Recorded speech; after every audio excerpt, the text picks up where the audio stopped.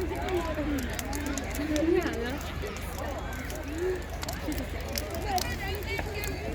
on, go to Chippy. We'll get some chips or something.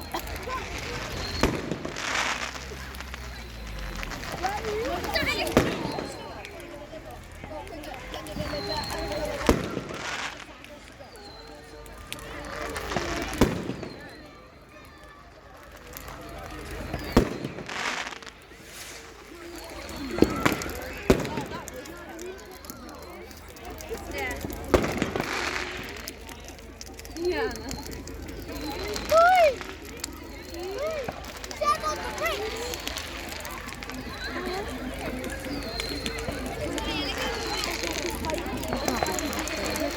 Around so many places, it doesn't make a bit of sense.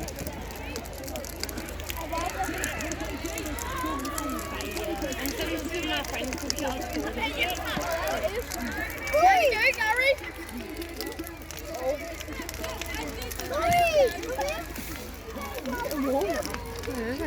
Put some marshmallows, we're going to roast it up and set them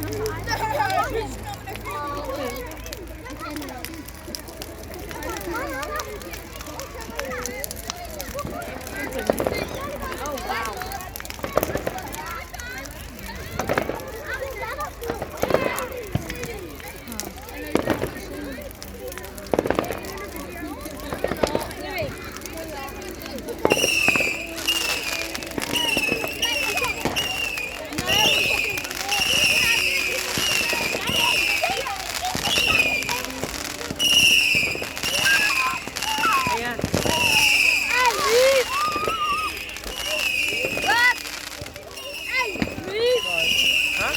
Video in your little bucket. It's warm. I like it.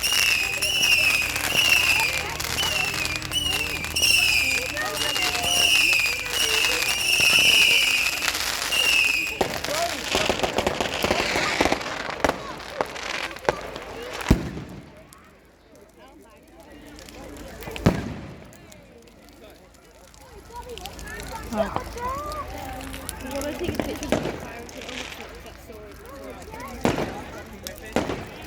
I told Mama wow. Oh, did you look at that? It's so bad. It's so fire. Hey, Kevin. Kevin. Kevin. We need to go meet Leo at our house.